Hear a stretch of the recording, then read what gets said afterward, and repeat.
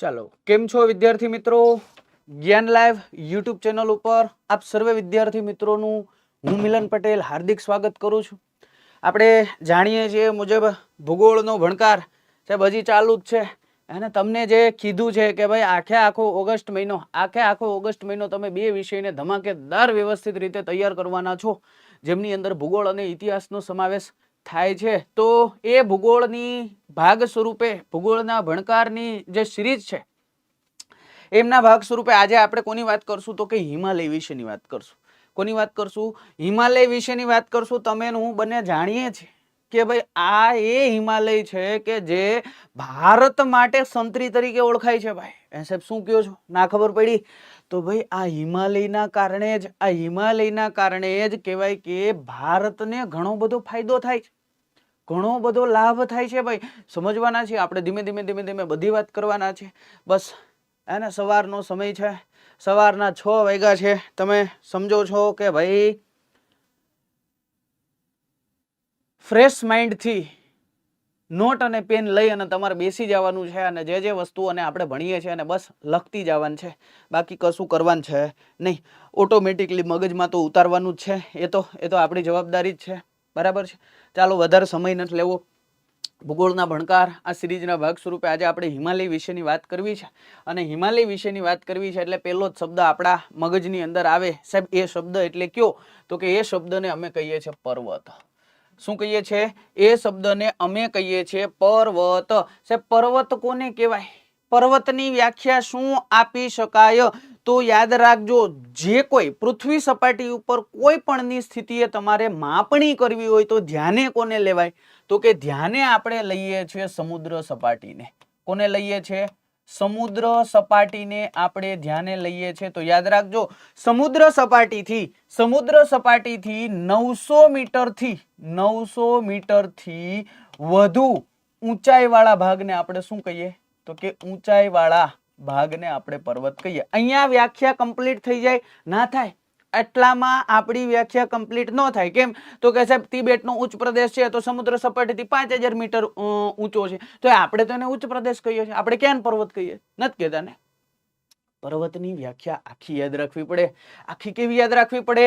તો કે સમુદ્ર સપાટીથી 900 મીટરથી વધુ ઊંચાઈવાળો ભાગ તો ખરો જ, પણ એ ભાગ કેવો હોવો જોઈએ? તો કે એ ભાગ શંકુ આકાર હોવો જોઈએ. કેવો હોવો જોઈએ? શંકુ આકારનો ભાગ હોવો જોઈએ અને સાથે સાથે તીવ્ર ઢોળાવ વાળો હોવો જોઈએ. કેવો હોવો જોઈએ? તીવ્ર ઢોળાવ વાળો ભાગ હોવો જોઈએ. તો આટલી કન્ડિશન ફૂલફિલ થતી હોય તો એને આપણે પર્વત કહી શકીએ, નહીતર નહીં. ચાલો, ડન છે અહીંયા સુધી. જે પર્વત વિશેની વાત છે તો થોડીક પર્વત વિશેની અગત્યતાની બીજી માહિતી આપી દો.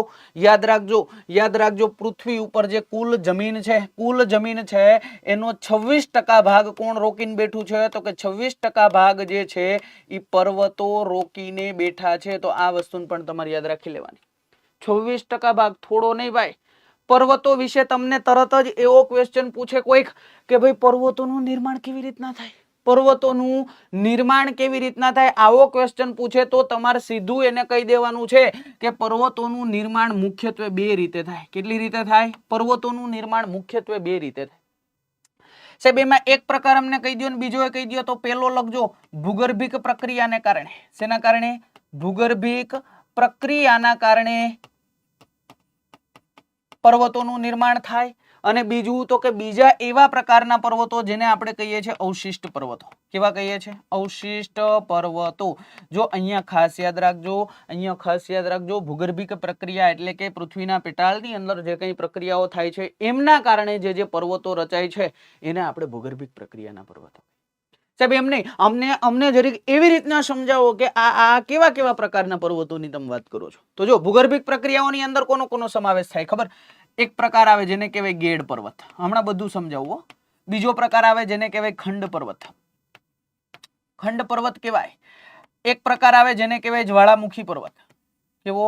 જ્વાળામુખી પર્વત. એક પ્રકાર કહેવાય જેને કહેવાય ઘુમ્મટાકાર પર્વત. તો આ બધા કેવા પ્રકાર છે? આ બધા પ્રકાર છે ભૂગર્ભિક પ્રક્રિયાના કારણે. પૃથ્વીની અંદર કંઈક આંતરિક પ્રક્રિયાઓ થાય અને એના કારણે જે કંઈ પર્વતોનું નિર્માણ થાય એને આપણે ભૂગર્ભિક પ્રક્રિયાઓના કારણે નિર્મિત થતા પર્વતો કહીએ છીએ. અવશિષ્ટ પર્વતો એટલે શું? તો કે અવશિષ્ટ પર્વતો એટલે બીજું કંઈ નહીં, પર્વતોનું નિર્માણ થઈ ગયું છે, પર્વતોનું નિર્માણ થઈ ગયું છે, પણ હવે આ પર્વતોનું સમયાંતરે કહેવાય કે એમની જે ઊંચાઈ છે એમાં ઘટાડો થાય છે. હે સાહેબ, નો ખબર પડી કેમ ઘટાડો થાય? તો કે ભાઈ બાહ્ય પરિબળો, પવન હોય, તાપમાન હોય, ઘસારણના કારણે આ એવા પર્વતો કે જેમનું ખવાણ થાય છે, જેમનું ધોવાણ થાય છે અને પરિણામે એમની હાઈટ ઘટે છે, તો એવા પર્વતોને આપણે અવશિષ્ટ પર્વતો કહીએ. અમને કેનાથી ખબર પડે સાહેબ? અમને તો એક્ઝામ્પલ થી ખબર પડે. તો એક્ઝામ્પલ અહીંયા આપણે લખી શકીએ અરવલ્લી પર્વતમાળા. નામ તો સુના ही होगा, અરવલ્લી પર્વતમાળા. તો અવશિષ્ટ પર્વતમાળાનું એક્ઝામ્પલ છે. અહીંયા આપણે કોની વાત કરશું? તો કે અહીંયા આપણે ગેડ પર્વતની વાત કરશું. શું કામ સાહેબ ગેડ પર્વતની વાત કરશું? બીજાની શું કામ નહીં કરીએ? તો કે ભાઈ અહીંયા આપણે હિમાલય ભણીએ છીએ. શું ભણીએ છીએ? અહીંયા આપણે હિમાલય ભણીએ છીએ અને હિમાલય ગેડ પર્વતનું ઉદાહરણ છે. તો તમને આમના વિશે ખબર હોવી જોઈએ. આ બાકીની સાહેબ ચર્ચા નથી કરવાની, એવું નહીં, કરશું આવનારા સમયની અંદર. જ્યારે ફરીથી ટાઈમ મળશે ત્યારે એમની પણ ચર્ચા કરશું, પણ અત્યારે હિમાલય આપણે ભણીએ છીએ એટલે ટોપિક બહાર જવાનું થતું નથી. બરાબર છે? તો એ હિમાલયના ભાગ સ્વરૂપે અહીંયા ગેડ પર્વતમાળાની જ્યારે ચર્ચા કરવી હોય ત્યારે યાદ રાખવાનું કે ગેડ પર્વતનું નિર્માણ થાય કેવી રીતના. પહેલા તો ગેડ પર્વતનું નિર્માણ થાય કેવી રીતના? તો કે તમે ને હું બંને જાણીએ છીએ કે આ પૃથ્વીની ધરા ઉપર ઘણી બધી ભૂતકતીઓ તરી રહી છે. આ ભૂતકતીઓ જ્યારે એકાબીજાની કહેવાય કે સાથે અથડાય છે તો ત્યારે પરિસ્થિતિ કેવી બને? જો હું અહીંયા તમને દોરીને સમજાવું. માની લો કે આ કોઈ એક ભૂતકતી છે અને માની લો આ કોઈ બીજી ભૂતકતી છે. હવે થાય શું ખબર? આમનું વજન ભારે છે અને આમનું વજન હલકો છે. હવે આ બંને એકાબીજાની બાજુ ગતિ કરતી હશે એટલે ટકરાશે. ટકરાશે એટલે થાશે શું? તો કે ભારે વજનવાળી જે પ્લેટ છે એ નીચે બેસી જશે અને હલકા વજનવાળી જે પ્લેટ છે એ ઉપર ખસી જશે. એટલે જો આવી કંઈક રચના થશે. આ હલકા વજનવાળી પ્લેટ આવી રીતના ઉપર વહી જશે અને ભારે વજનવાળી છે એ આવી રીતના ક્યાંક નીચે વહી જશે. શું થશે? આવી રીતના નીચે વહી જશે. એટલે આવી આખી પરિસ્થિતિનું નિર્માણ થશે. અને આ જે કઈ ઊંચાણવાળો ભાગ નિર્મિત થાય છે એને આપણે શું કહીએ છીએ? તો કે એને આપણે પર્વત કહીએ છીએ. શું કહીએ છીએ? પર્વત કહીએ છીએ. તો ગેડ પર્વત જે છે એમનું નિર્માણ કેવી રીતના થાય? તો કે એમનું નિર્માણ બે પ્લેટોના ટકરાવાથી થાય. શેનાથી થાય? બે પ્લેટોના ટકરાવાથી આમનું નિર્માણ થાય. તો આ વસ્તુને યાદ રાખી લેવાની. હે સાહેબ, તો તમે એવું કીધું કે હિમાલય છે ગેડ પર્વતનું ઉદાહરણ છે. તો આ હિમાલય આવી રીતના બે પ્લેટોના ટકરાવાથી નિર્મિત થયો હશે ને? 100%. તો જ આપણે વાત કરીએ ને, નહીતર થોડા વાત કરીએ ભાઈ, નહીતર આપણે વાત કરીએ નહીં. તો આ વસ્તુને અહીંયા યાદ રાખી લેવાની. સાહેબ ગેડ પર્વતની અંદર આપણે બીજી કશી વસ્તુ યાદ રાખવાની? તો હા, ગેડ પર્વતની અંદર તમારે એક વસ્તુ ખાસ યાદ રાખવાની. શું? તો કે ગેડ પર્વત જે છે ને એમના મુખ્યત્વે બે પ્રકાર પડે. કેવા? તો કે એક પર્વત શ્રેણી જેને આપણે કહીએ જૂની ગેડ પર્વત શ્રેણી. કેવી? જૂની ગેડ પર્વત શ્રેણી અથવા તો જૂનો ગેડ પર્વત. અને એક પ્રકાર જેને આપણે કહીએ નવો ગેડ પર્વત. સાહેબ કેમ ખબર પડે? જરાક તમે વ્યવસ્થિત સમજાવો તો ખબર પડે, નહીતર ખબર પડે નહીં. તો હમણાં જ કીધું કે ભાઈ બે પ્લેટો ટકરાય. આ બે પ્લેટો સતત ને સતત ટકરાય છે અને પર્વતનું નિર્માણ થાય છે. હવે કોઈક એવો સમયગાળો આવશે ને ભાઈ કે જ્યારે આ બંને પ્લેટો ટકરાવાનું સ્ટોપ થઈ જશે, ઊભી રહી જશે. એટલે કે આ જે ટકરાવાની વાત હતી હવે ઊભી રહી જાય છે. એટલે પર્વતનું નિર્માણ અહીંયા પૂરું થઈ ગયું. હવે એમની ઊંચાઈ વધશે નહીં. પણ સમયાંતરે આ જ પર્વત ઉપર પવન, તાપમાન, દબાણ, ઘનતાની અસર થશે એટલે એમનું ખવાણ અને ધોવાણ થશે. એટલે એમની હાઈટ ઘટવાનું ચાલુ થશે. તો અહીંયા જૂના ગેડ પર્વતની અંદર તમારે લખવાનું. શું લખવાનું? એવા પર્વતો કે જેનું નિર્માણ હવે કમ્પ્લીટ થઈ ગયું છે. જેનું નિર્માણ શું થયું છે? કમ્પ્લીટ થઈ ગયું છે. એને આપણે જૂની ગેડ પર્વતમાળા કહીએ. એક્ઝામ્પલ તરીકે યાદ રાખવાનું અરવલ્લી પર્વત શ્રેણી જૂની છે, એમનું નિર્માણ હવે કમ્પ્લીટ થઈ ગયું છે. હવે એમની ઊંચાઈમાં વધારો ક્યારેય નોંધાતો નથી. તમને બીજી બાજુ પૂછે છે નવો ગેડ પર્વત. તો કે નવો ગેડ પર્વત વિશે યાદ રાખવાનું. આ જે બે પ્લેટો છે એ બે પ્લેટો હજી એકાબીજા સાથે ટકરાઈ રહી છે, એકાબીજાની તરફ આગળ વધી રહી છે. પરિણામે શું થાય? તો કે આગળ વધે એટલે આ હલકી પ્લેટ છે નિરંતર ઉપર જતી રહે. સમયાંતરે એમની ઊંચાઈમાં વધારો થાય. અમને કેમ ખબર પડે? અમને ઉદાહરણથી ખબર પડે સાહેબ. તો અહીંયા તમારે એક એક્ઝામ્પલ તમને આપું. જો હમણાં ખબર પડી જશે. હિમાલય. શું? હિમાલય. આ હિમાલય કેવો પર્વત છે? તો કે નવો ગેડ પર્વત છે. તમે ક્યાંક ને ક્યાંક સાંભળ્યું હશે કે હિમાલયની ઊંચાઈ સમયાંતરે વધી રહી છે. હવે અહીંયા એવો લોજિક ના મારતા કો દરરોજ આમની ઊંચાઈ વધે નહીં. આ પ્રક્રિયા બહુ અને બહુ લાંબી હોય. સમયાંતરે વધે, સમયાંતરે વધે, ઘણો બધો સમય માગી લે. બરાબર છે? તો આટલી વસ્તુ અહીંયા પેલા યાદ રાખવાની. શેના બાબતથી? તો કે પર્વતો, અને એ પર્વતોની અંદર અગત્યનો પ્રકાર એટલે ગેડ પર્વત. ડન છે અહીંયા સુધી? એકદમ મસ્ત. સાહેબ બીજા કોઈ એક્ઝામ્પલ? હા, ઘણા બધા એક્ઝામ્પલ છે. જો ઘણા બધા એક્ઝામ્પલ છે. જૂની ગેડ પર્વતમાળાની અંદર તમે ઉત્તર અમેરિકાની અંદર જાઓ તો અમેરિકાની અંદર આપણને જોવા મળે છે એપિનેલની પર્વત શ્રેણી, હે ને? ઉત્તરાખંડની યુનાઇટેડ કિંગડમની અંદર જાઓ તો યુનાઇટેડ કિંગડમની અંદર આપણને જોવા મળે છે એપિનાઇલની પર્વત શ્રેણી છે. ઇટલીની અંદર જાઓ તો પિનાઇલ પર્વત શ્રેણી છે. ચીનની અંદર જાઓ તો ચેમડુંગ યુંગ ની ઉપરનો જે વિસ્તાર છે તો ત્યાં આપણને જે પર્વત શ્રેણી જોવા મળે છે એ આનો વિસ્તાર છે. પણ આપણને તો ભારતની યાદ રહે એટલે ઘણું છે ભાઈ. બાકી બીજું યાદ રાખવાની જરૂર અહીંયા જણાતી નથી. તો એ અરવલ્લી પર્વત શ્રેણી યાદ રાખવાની. નવા ગેડ પર્વતની અંદર રોકીઝ, ઉત્તર અમેરિકાની અંદર જાઓ, દક્ષિણ અમેરિકાની અંદર એન્ડીઝ, તો એ બધા છે એ નવા ગેડ પર્વતની ઉદાહરણ છે. જેમાં આપણે ભારતની દ્રષ્ટિએ યાદ રાખીએ તો શું યાદ રાખી શકાય? તો કે સાહેબ હિમાલય, હે ને? આમને તો આપણે ભણવાનો છે. શરૂઆત કરી દે, હિમાલય ભણવાની શરૂઆત કરી દે. 100% સાહેબ હિમાલય ભણવાની હવે શરૂઆત કરીએ. આટલી વસ્તુ પેલા મગજમાં ઉતાર દેજો. આ બેઝિક માહિતી તમને ખબર હોવી જોઈએ. પછી આપણે હિમાલયની વાત કરાય. હિમાલય હવે તમે અહીંયા ચોખ્ખું લખી શકો કે ન લખી શકો કે આ જે હિમાલય છે એ કેવો છે? તો કે એ નવો ગેડ પર્વત છે. કેવો છે? નવો ગેડ પર્વત છે. હવે તમને આ યાદ રહેવું જોઈએ ભાઈ. સાહેબ તમે કઈક પ્લેટોની વાત કરતા હતા ને, જો એ પ્લેટો વિશે તમને માહિતી આપો. હિમાલય કેવી રીતના નિર્માણ થયો ને એમની વાત કરું. આ શું છે? તો કે સાહેબ જીઓગ્રાફી ભણતા હોય ને તમે આ દોરો એટલે અમે સમજી જ જાય કે આ શું છે. આ છે પૃથ્વી છે.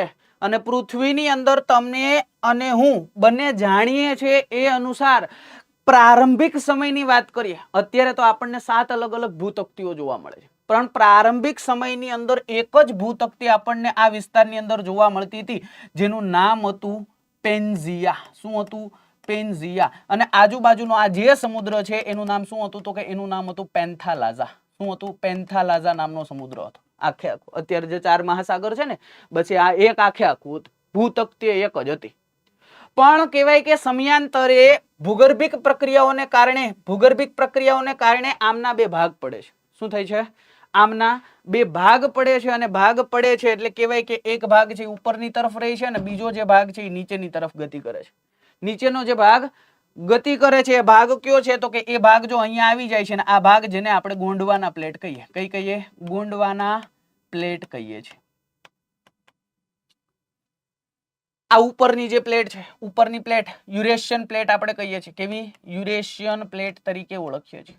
હવે થાય છે શું? તો કે ઘણો બધો સમય પસાર થાય છે એટલે ફરીથી આ ગોંડવાના પ્લેટ 2 ભાગની અંદર આંતરિક કહેવાય કે હલનચલન પ્રક્રિયા થાય ને એના પરિણામે 2 ભાગની અંદર વેચાઈ જાય. હવે કયા ભાગની અંદર? તો કે આ એક ભાગ છે જેને આપણે કહીએ છીએ કેવી પ્લેટ? તો કે એને આપણે કહીએ છીએ ઇન્ડિયન પ્લેટ. કેવી?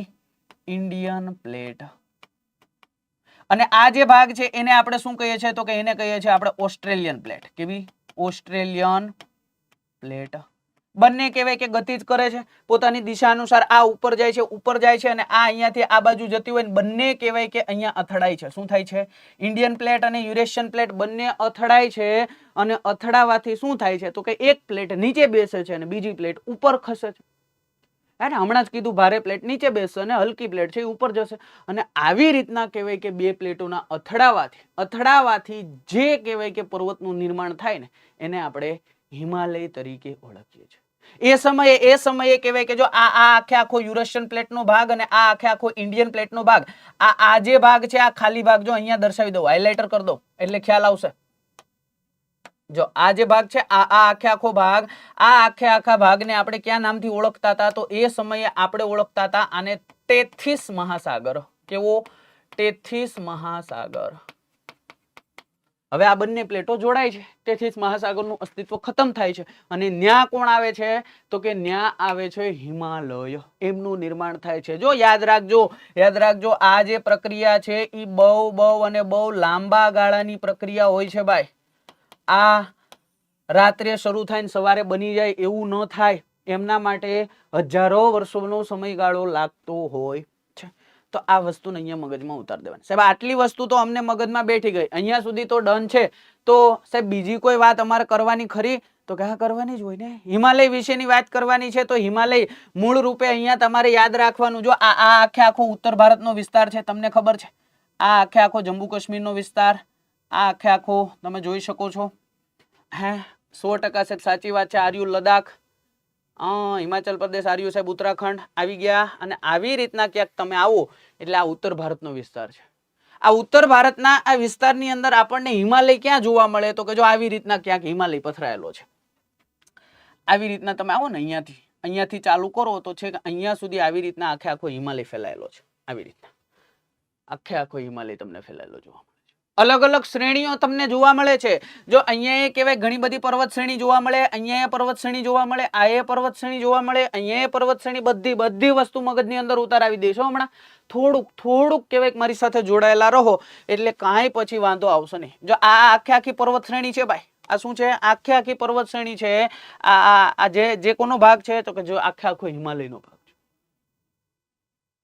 હમણાં જ તમને કીધું અહીંયાથી એક પ્લેટ હતી જેનું નામ હતું યુરેશિયન પ્લેટ. આ યુરેશિયન પ્લેટ અને આ જે પ્લેટ હતી જેને કહીએ છીએ આપણે ઇન્ડિયન પ્લેટ, આ બંને પ્લેટો ટકરાય છે. જે જગ્યાએ ટકરાય છે ત્યાં કહેવાય ઉચ્ચ ભૂમિનું નિર્માણ થાય, જેને પર્વત કહીએ, જેને આપણે હિમાલય તરીકે ઓળખીએ. ડન? અહીંયા સુધી એકદમ ડન છે. અહીંયા તરત જ તમને એવો ક્વેશ્ચન પૂછાય કે હિમાલય કેટલા દેશોની અંદર ફેલાયેલો છે? હિમાલય કેટલા દેશોની અંદર ફેલાયેલો છે? તો યાદ રાખજો. જો અહીંયા રહ્યું અફઘાનિસ્તાન, અહીંયા રહ્યું આપણું ઇન્ડિયા, ભારત. અહીંયા એટલા માટે લખ્યું છે કે ભલે પીઓ કર્યું તો એ છે તો ભારત જ. શું છે? ભારત. દેવાન થતું જ નતો ભાઈ. ગમે એ પરિસ્થિતિ થઈ જાય હું તો ન્યા જ લખીશ, પછી તો કે આ બાજુ આવશો. જો અહીંયા રહ્યું આ નેપાળ, અહીંયા રહ્યું આ ભૂટાન, આ રહ્યો ભાગ તિબેટનો, અહીંયા રહ્યું આખે આખું મ્યાનમાર. અહીંયા છે, હું આખે આખું અહીંયા દર્શાવું છું, બરાબર છે? મ્યાનમાર. તો આટલા દેશોની અંદર તમને પૂછાય ને તો આ હિમાલય આખે આખો ફેલાયેલો છે. જાણીને આશ્ચર્ય થશે, ઉત્તરથી લઈ અને દક્ષિણમાં તમે જાઓ તો આમની સરેરાશ લંબાઈ તમને કેટલી પહોળાઈ તમને કેટલી જોવા મળે? તો યાદ રાખવાનું 240 કિલોમીટર થી લઈ અને 320 કિલોમીટર કહેવાય કે આ ઉત્તર દક્ષિણની અંદર ફેલાયેલો છે. ઘણી જગ્યાએ જુઓ અહીંયા તમને 320 કિલોમીટરની જોવા મળતી હોય ઉત્તર દક્ષિણ લંબાઈ, અને એમ આ બાજુ આવો તો અહીંયા થોડી ઓછી થઈ જતી હોય. એટલે સરેરાશ આપણને કેટલી જોવા મળે છે? 240 થી લઈ અને 320 કિલોમીટરની ઉત્તર દક્ષિણ લંબાઈ જોવા મળે છે. આ એ જ હિમાલય કે જે પૂર્વથી લઈ અને પશ્ચિમ સુધી સરેરાશ કહેવાય કે 2500 કિલોમીટરની લંબાઈ ધરાવે છે. કેટલી? લગભગ 2500 કિલોમીટરની લંબાઈ ધરાવે છે. ઘણી જગ્યાએ 2400 એ લખ્યું છે, 2500 એ લખ્યું છે. એટલે લગભગ તમારે 2500 કિલોમીટર યાદ રાખવું પડે. ડન છે? એક્ઝામની અંદર પૂછાય છે તો આમની નજીકનો આંકડો તમારે દર્શાવી દેવાનો. અહીંયા સુધી ડન? મગજની અંદર બેસે? સાહેબ એકદમ મગજની અંદર બેસે છે. સાહેબ તમને એવું પૂછે કે ચોક્કસ સ્થાન પણ અમારે હજી વિસ્તૃતમાં કેવું હોય તો હિમાલયનું કહી શકાય. કેવી રીતના કહી શકાય? તો કે જો અહીંયાથી આવી રીતના એક નદી નીકળે, આનું નામ છે સિંધુ નદી. અને અહીંયાથી આવી રીતના એક નદી નીકળે જેનું નામ છે બ્રહ્મપુત્ર નદી. તમારે ચોખ્ખું લખી દેવાનું હિમાલય સિંધુ નદીથી લઈ અને બ્રહ્મપુત્ર નદી સુધી ફેલાયેલો છે. કેવી રીતના ફેલાયેલો છે? તો કે જુઓ તમે જુઓ આ ક્યાંક ને ક્યાંક તમને આખે આખો જોવા મળે. આ ધનુષ ઉપર જે પેલી દોરી બાંધેલી હોય ને, કમાન ચડાવેલી હોય ને, તો એવી રીતના કહેવાય કે ચાપાકાર ફેલાયેલો છે. કેવો? ચાપાકાર ફેલાયેલો છે. વધુમાં લખવું એટલે લખી નાખવાનું આ ધનુષાકાર રૂપે ફેલાયેલો છે. કેવા આકાર સ્વરૂપે? ધનુષાકાર સ્વરૂપે ફેલાયેલ છે. આ વસ્તુ યાદ રાખવાની. આ બેઝિક માહિતી છે. તમને એવું એ પૂછાય છે હિમાલય ભારતના કેટલા રાજ્યોમાંથી પસાર થાય છે? તો જો અહીંયા તમને જોવા મળે જમ્મુ એન્ડ કાશ્મીર, લદ્દાખ, આ બંને કેન્દ્ર શાસિત પ્રદેશ છે. આગળ વધો હિમાચલ પ્રદેશ, ઉત્તરાખંડ, પછી તો કે અહીંયા નેપાળ આવી ગયું. નેપાળ અને ભૂટાનની વચ્ચે અહીંયા સિક્કિમ આવી ગયું. સિક્કિમથી આગળ તમે અહીંયા જાઓ એટલે આ અરુણાચલ પ્રદેશનો ભાગ. અરુણાચલ પ્રદેશથી આગળ આ નાગાલેન્ડ, અહીંયા તમે જુઓ મણિપુર, અહીંયા તમે જુઓ મિઝોરમ. તો આટલા આટલા રાજ્યોની અંદર હિમાલય ફેલાયેલો છે ભાઈ. રાજ્યો પૂછે તો પાછી આની ગણતરી નહીં કરવાની હો. તમને એવું પૂછે કેન્દ્ર શાસિત પ્રદેશ અને રાજ્ય, તો પછી આંકડો કાઉન્ટ કરવાનો, નહીંતર આ બેન કાઢ નાખવાના. કન્ફ્યુઝ ન થવાય. જો અહીંયા ખાસ યાદ રાખજો, ભારતના કેટલા રાજ્યોમાંથી પૂછાય કે હિમાલય ફેલાયેલો છે, તો હિમાચલ પ્રદેશ 1, આ 2, આ 3, આ 4, આ 5, આ 6 અને 7 જ આવે. પણ તમને એવું પૂછાય કે ભારતની અંદર કેટલા રાજ્યો કેટલા કેન્દ્ર શાસિત પ્રદેશોમાં ફેલાયેલો છે, તો તમારે 9 કરી નાખવાનું, કેમ કે તો આ બેન જોડી દેવાના. તો આ નાનું કન્ફ્યુઝન અહીંયા જે થાય છે એને આપણે દૂર કરતું જવાનું છે. અહીંયા સુધી ડન છે, મગજની અંદર બેઠે છે સાહેબ, એકદમ બેઠે છે. આગળ વધીએ. હિમાલયની વાત કરી સાહેબ, તમે આ દોર્યું તો છે, પણ એ કેવી રીતના દોર્યું છે અને શું છે અમને કેમ ખબર પડે, તો એ માટે આપણે સમજવું પડે હિમાલયનું વિભાજન. શું સમજવું પડે? હિમાલયનું વિભાજન સમજવું પડે. હિમાલયનું 2 રીતના વિભાજન થાય, ઉત્તર દક્ષિણ અને પ્રાદેશિક વિભાજન.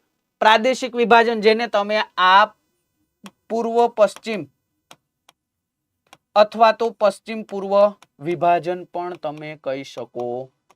બરાબર છે? જો અહીંયા મેં તમને કીધું એમ કે અહીંયા તમે જુઓ છો કે અહીંયા કંઈક અલગ હિમાલયનું નામ છે, અહીંયા અલગ છે, આ અલગ છે, આ અલગ છે, તો ઉત્તરથી દક્ષિણે વિભાજન છે. આવી જ રીતના આપણે પ્રાદેશિક વિભાજનની પણ વાત કરી નાખશું કે જેને આપણે પશ્ચિમ પૂર્વ પૂર્વ પશ્ચિમ કહીએ છીએ. ચાલો આગળ વધીએ. હિમાલયનું વિભાજન ઉપરની અંદર તમે જુઓ, અહીંયા ફરીથી દોરી દઉં છું. આ આખે આખું ઉત્તર ભારતનો વિસ્તાર છે.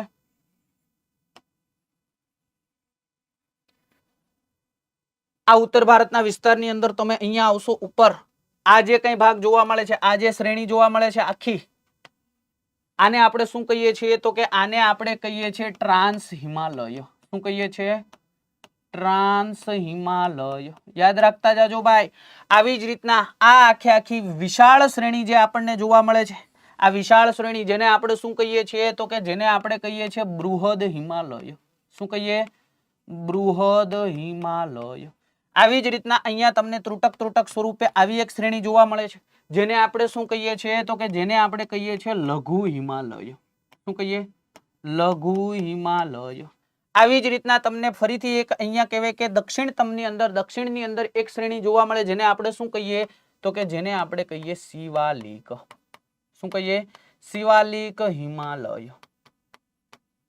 તો આ વસ્તુને અહીંયા મગજમાં ઉતાર દેવાની. આ ઉત્તર દક્ષિણ વિભાજન થઈ ગયું. આ પહેલો ભાગ, આ બીજો ભાગ, આ ત્રીજો ભાગ અને આ ચોથો ભાગ. આવી જ રીતના આપણને પ્રાદેશિક વિભાજન પણ જોવા મળે. આવી જ રીતના પ્રાદેશિક વિભાજન જોવા મળે. કેવી રીતના પ્રાદેશિક વિભાજન જોવા મળે? તો જો અહીંયા સમજાવી દો. અહીંયા સમજાવી દઉં છું, યાદ રાખજો. અહીંયાથી એક નદી નીકળે. આ નદી એટલે કઈ? તો કે સિંધુ નદી. કઈ નદી? સિંધુ નદી. જો અહીંયા લખતો જાઉં છું, પ્રાદેશિક વિભાજન, આ સિંધુ નદી. આવી જ રીતના અહીંયાથી એક નદી નીકળે. આ નદી એટલે કઈ? તો કે આ નદી એટલે સતલુજ નદી. કઈ? સતલજ નદી. આવી જ રીતના અહીંયાથી એક નદી આમ આવે. આ નદી એટલે કઈ? તો કે કાલી નદી. કઈ? કાલી. જેને આપણે શારદા નદી તરીકે પણ ઓળખીએ છીએ. આવી જ રીતના અહીંયા સિક્કિમમાંથી એક નદી નીકળે, જેને આપણે કહીએ કઈ નદી? તો કે તીસ્તા નદી. બહુ પવિત્ર નદી છે. એવું કહેવાય છે કે માતા પાર્વતીના સ્તનમાંથી ઉદ્ભવેલી છે આ નદી, તો એ તીસ્તા નદી. અને આવી રીતના એક નદી અહીંયાથી આમ પસાર થાય, જેને આપણે બ્રહ્મપુત્ર નદી કહીએ. કઈ? બ્રહ્મપુત્ર નદી કહીએ છીએ. તો પ્રાદેશિક હિમાલય એટલે કે આપણે અહીંયા જોયું એ અનુસાર કેવી રીતના ભાગ પડે છે? તો કે સિંધુ નદી અને સતલુજ નદી વચ્ચેનો જે આ વિસ્તાર છે, હાઇલાઇટ કરી દો. જો હમણાં ખ્યાલ આવી જશે કોની વાત કરું છું હું, તરત જ તમને ખ્યાલ આવી જશે. જો આ આખો વિસ્તાર છે ને, આને આપણે ક્યાં નામથી ઓળખીએ છીએ? તો કે આને આપણે ઓળખીએ છીએ કાશ્મીર હિમાલય. શું કહીએ? કાશ્મીર હિમાલય. પંજાબમાં આવેલું હોવાથી આને આપણે પંજાબ હિમાલય પણ કહીએ.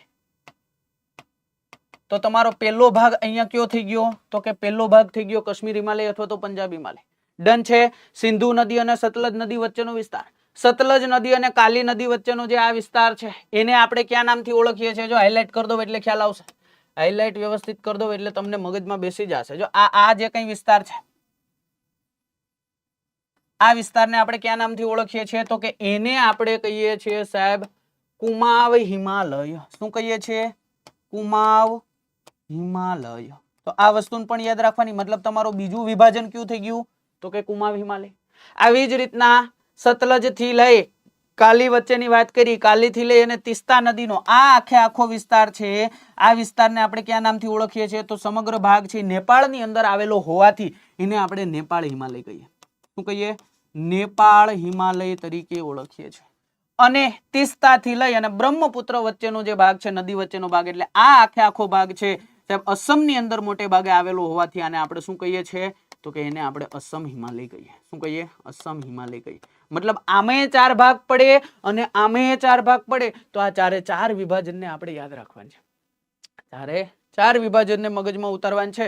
સૌપ્રથમ ઉત્તર દક્ષિણ હિમાલયની વાત કરી દે. પ્રાદેશિક વિભાજન તો તમને હવે ખબર પડી જ ગઈ છે કે ક્યાં આવેલા છે. તો એમના નદીમાંથી ક્વેશ્ચન વારે ઘડીએ પૂછાઈ જાય છે. ક્વેશ્ચન સીધો જ આવો પૂછાય કે સિંધુ અને સતલજ નદી વચ્ચે ક્યાં હિમાલયનું નિર્માણ થયેલું છે, અથવા તો એ વિભાજનને આપણે કયા નામથી ઓળખીએ છીએ. આવી જ રીતના સતલજ અને કાલી નદી વચ્ચેનું પૂછાઈ જાય, કાલી અને તીસ્તા નદી વચ્ચેનું પૂછાઈ જાય, અને તીસ્તા અને સાથે સાથે બ્રહ્મપુત્ર નદી વચ્ચેનું પણ પૂછાઈ જાય. તો આપણને ખ્યાલ હોવો જોઈએ. જોડકા સ્વરૂપે ક્વેશ્ચન આવે. એક બાજુ આ નદીઓના નામ આપી દીધા હોય અને બીજી બાજુ એ હિમાલય એ વિસ્તાર કયા નામથી ઓળખાય છે આપી દીધું હોય, પછી એવું કહી દે જોડો જોડકા. ત્યારે મગજ કામ કરતું હોવું જોઈએ. એ આપણા માટે અગત્યનું છે. તો અહીંયા સુધી ડન છે, એકદમ મગજની અંદર બેઠે છે સાહેબ. હવે આગળ વાત કરીએ હિમાલયની અંદર ઉત્તર દક્ષિણ જે વિભાજન છે, ઉત્તર દક્ષિણ વિભાજનની અંદર સૌપ્રથમ અહીંયા આપણે જોયું ટ્રાન્સ હિમાલય, બૃહદ હિમાલય, લઘુ હિમાલય અને શિવાલય. આ ચારે ચારની આપણે વાત કરવાની છે. ટ્રાન્સ હિમાલયની અંદર કોનો સમાવેશ થાય, કેવી વિશેષતા છે? તો કે સાહેબ પહેલા તો જીઓગ્રાફી ભણીએ છીએ એટલે અમારે દોરવું પડે તો જ ખબર પડે, નહીતર પડે નહીં. તો જો આ આખો ઉત્તરનો વિસ્તાર તમે જોઈ શકો છો. અહીંયાથી તમે આવો, આ આખો ભાગ લદ્દાખ સાહેબ, હિમાચલ પ્રદેશ આવી ગયું, ઉત્તરાખંડ. 100% સાહેબ કાંઈ અઘરું છે નહીં. આ કોની વાત કરી રહ્યા છીએ આપણે? તો કે આપણે હવે વાત કરીએ છીએ ટ્રાન્સ હિમાલયની. અને ટ્રાન્સ હિમાલયની અંદર વાત કરતા હોય તો યાદ રાખવાનું, ટ્રાન્સ હિમાલય ક્યાં ફેલાયેલો છે? તો કે ભારતની ઉત્તરે ફેલાયેલો છે. અને આવી રીતના તમને અલગ અલગ શ્રેણીના ભાગ સ્વરૂપે ટ્રાન્સ હિમાલય ફેલાયેલો જોવા મળે છે સાહેબ. અલગ અલગ શ્રેણી એટલે એમના નામ તો હોય જ, નામ ના હોય એવું બને નહીં. તો જો નામ અહીંયા યાદ રાખજો. આ શ્રેણી કે જે તિબેટનો ભાગ છે એને આપણે કૈલાશ શ્રેણી કહીએ. શું કહીએ? કૈલાશ શ્રેણી તરીકે ઓળખીએ છીએ. અહીંયા આ જે શ્રેણી છે એને આપણે કારાકોરમ શ્રેણી કહીએ છીએ. કેવી? કારાકોરમ શ્રેણી તરીકે ઓળખીએ છીએ ભાઈ. એવી જ રીતના આ જે ભાગ છે એને આપણે લદ્દાખ શ્રેણી તરીકે ઓળખીએ છીએ, અને આ જે ભાગ છે એને આપણે જાસ્કર શ્રેણી તરીકે ઓળખીએ છીએ. તો આ ચારે 4 શ્રેણીના નામ છે. એક પછી એકની વિશેષતા આપણે જોતી જવાની છે, મગજની અંદર ઉતારતું જવાનું છે. કૈલાશ શ્રેણીની સૌપ્રથમ વાત કરીએ તો આ શ્રેણી ક્યાં આવેલી છે? તો કે આ શ્રેણી છે એ તિબેટની અંદર આવેલી છે. ક્યાં આવેલી છે? તિબેટની અંદર આવેલી છે. અને આ જે છે એને આપણે પૃથ્વીનું સ્વર્ગ કહીએ છીએ. શું કહીએ છીએ? પૃથ્વીનું સ્વર્ગ કહીએ છીએ ભાઈ. અહીંયા કોનું સાનિધ્ય છે એવું પૂછાય, યાદ રાખવાનું, ભગવાન શિવનું સાનિધ્ય છે. કોનું? ભગવાન શિવ અહીંયા બિરાજમાન છે. તો આ વસ્તુને અહીંયા યાદ રાખવાનું. અહીંયા દક્ષિણે જુઓ તમને એક સરોવર જોવા મળે, પવિત્ર સરોવર, જેને આપણે કહીએ છીએ માન સરોવર. શું કહીએ? માન સરોવર. તો આ વસ્તુ તમારે અહીંયા મગજની અંદર ઉતારવાની છે. તો કૈલાશ શ્રેણી વિશે આટલી વસ્તુ યાદ રાખવાની. આખો જે ટ્રાન્સ હિમાલય છે, આખો ટ્રાન્સ હિમાલય જે તિબેટની અંદર પણ આવેલો હોવાથી તિબેટની અંદર આ લોકો આ ટ્રાન્સ હિમાલયને તિબેટિયન હિમાલય તરીકે પણ ઓળખે છે. શેના તરીકે? તિબેટિયન હિમાલય તરીકે પણ ઓળખે છે. તો આ વસ્તુને યાદ રાખવાની. કૈલાશ શ્રેણી અહીંયા સુધી કમ્પ્લીટ છે. ત્યાર પછી બીજી શ્રેણીની વાત કરીએ. વ્યવસ્થિત રીતે મગજની અંદર ઉતારતા જાજો ભાઈ, મગજની અંદર વ્યવસ્થિત રીતે ઉતારતા જાતો. આપણે બીજી કોઈ વાત કરતા નથી. એનું એકમાત્ર કારણ એ છે કે આ શ્રાવણ માસની અંદર, ઓગસ્ટ માસની અંદર જ્ઞાન લાઈવ પ્લેટફોર્મ ઉપરથી તમને જે અમે ઉપયોગી સાબિત થઈ રહ્યા છે એ તમારી એક્ઝામમાં એમનું પરિણામ મળવું જોઈએ. અને એકમાત્ર હેતુ એવો છે કે એમનું પરિણામ તમને મળવું જોઈએ. અને એ પરિણામ મેળવવા માટે વ્યવસ્થિત રીતે એક્ઝામની અંદર જે વસ્તુ પૂછાવા લાયક છે ને એની તમામ ચર્ચાઓ કરવી જરૂરી છે. એટલા જ માટે બધાનું ધ્યાન ક્યાં હોવું જોઈએ? ખાલી ને ખાલી બોર્ડ ઉપર ભણવામાં જ ધ્યાન હોવું જોઈએ. બીજી કોઈ વાતો ઉપર ધ્યાન દેવાનું થતું નથી. કોની વાત કરશું હવે? તો કે કારાકોરમ શ્રેણીની વાત કરશું. કારાકોરમ શ્રેણી તમે જોઈ શકો છો ભારતની સર્વોત્તમ ઉત્તરે આવેલી શ્રેણી છે. આ ખાસ યાદ રાખજો, આ શ્રેણીને સ્થાનિક લોકો કૃષ્ણાગીરી તરીકે પણ ઓળખે છે. શેના તરીકે? કૃષ્ણાગીરી તરીકે પણ ઓળખે છે. આમને કહેવાય કે મધ્ય એશિયાનો મણકો પણ કહેવાય. શું કહેવાય? મધ્ય એશિયાનો મણકો પણ કહેવાય છે ભાઈ. તો આ વસ્તુને યાદ રાખવાની છે ભાઈ. આને આ એ જ પર્વત શ્રેણી જેને એશિયાની કરોડરજ્જુ પણ કહેવાય છે. ઘણી બધી સાબિત થાય છે, ઘણી બધી ઉપયોગી સાબિત થાય છે ભાઈ. ઉપરનો જે ભાગ છે એટલે કે ઉપરનો જે કઈ એશિયાનો ભાગ છે, ભારતને જો એનાથી કોઈ અલગ કરતી અથવા તો વચ્ચે બોર્ડર બનાવતી જો શ્રેણી હોય તો આ કારાકોરમ શ્રેણી છે. તો આને મગજની અંદર ઉતાર દેવાનું. સાહેબ બીજી કોઈ વિશેષતા? તો કે હા, તમે કારાકોરમ શ્રેણીના ભાગ સ્વરૂપે અહીંયા આવો એટલે અહીંયા તમને એક શિખર જોવા મળે જેનું નામ છે ગોડવિન ઓસ્ટ્રીન. શું નામ છે? ગોડવિન ઓસ્ટ્રીન. આ ખાસ યાદ રાખવાનું. શું કામ? તો કે આ પીઓકે ની અંદર સ્થિત છે. મતલબ આમ તો ભારતનું જ કહેવાય પણ અત્યારે ખાલી પીઓકે રાખું જ, બરાબર? થોડું દુઃખ ન લાગે ને એમને એટલે રાખું જ. ભારતની અંદર કહેવાય કે પીઓકે ના ભાગ સ્વરૂપે આવેલું ગોડવિન ઓસ્ટ્રીન ખાસ યાદ રાખજો. અગત્યનું શિખર છે. અગત્યનું શું કામ? તો કે ભાઈ 8611 મીટરની ઊંચાઈ ધરાવતું આ શિખર કે જે કારાકોરમ શ્રેણીનું સૌથી ઊંચું શિખર છે. કારાકોરમ શ્રેણીનું સૌથી ઊંચું શિખર છે. યાદ રાખજો, અહીંયા તમને ઘણા બધા ગ્લેશિયર પણ જોવા મળે છે. ગ્લેશિયર બોલે તો બીજું કઈ નહીં, હિમ નદી.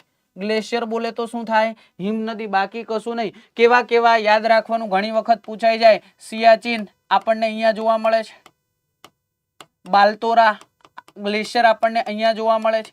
હિસ્પાર નામનું ગ્લેશિયર આપણને અહીંયા જોવા મળે છે. જેમની અંદર સિયાચીન થોડુંક અગત્યનું એટલા માટે છે કે આ ગ્લેશિયર ખાતેથી તમે જુઓ ને, એક બાજુથી આપણું આ અહીંયા બેઠેલું ચાઇનું પણ દેખાય, બીજી બાજુ કહેવાય કે અહીંયા બેઠેલું પાકિસ્તાન પણ દેખાય, અને ભાઈ પૃથ્વીનું સ્વર્ગ ભારત તો દેખાય જ. ભારત તો દેખાય જ. તો આ વસ્તુને અહીંયા તમારે મગજની અંદર ઉતાર દેવાની છે. ત્યાર પછી થોડાક દક્ષિણમાં આવશો એટલે તમને આ જે શ્રેણી જોવા મળે જેને આપણે કહીએ લદાખ શ્રેણી. કેવી શ્રેણી? લદાખ શ્રેણી. અહીંયા લદાખમાં ફેલાયેલી છે ને, તો એના જ નામ ઉપરથી સરળતા રહે એટલે નામ આપી દીધું લદાખ શ્રેણી.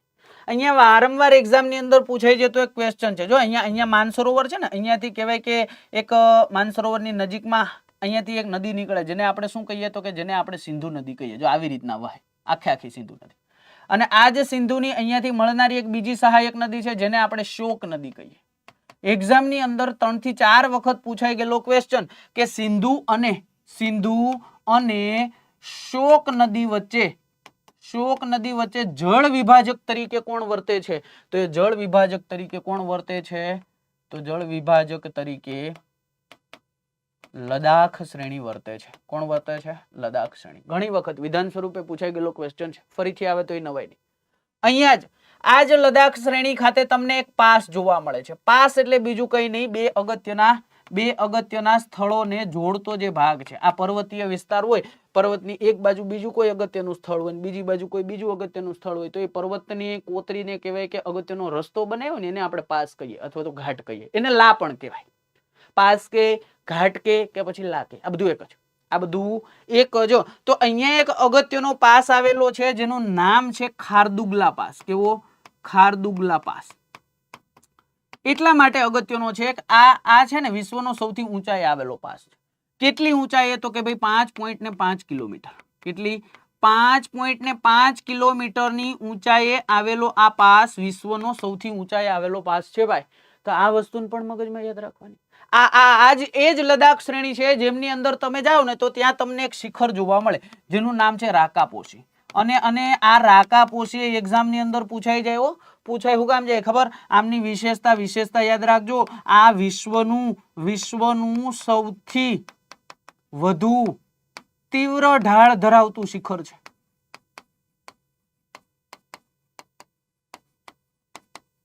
તો એ રાકાપોશી એ લદાખ શ્રેણીનો ભાગ છે.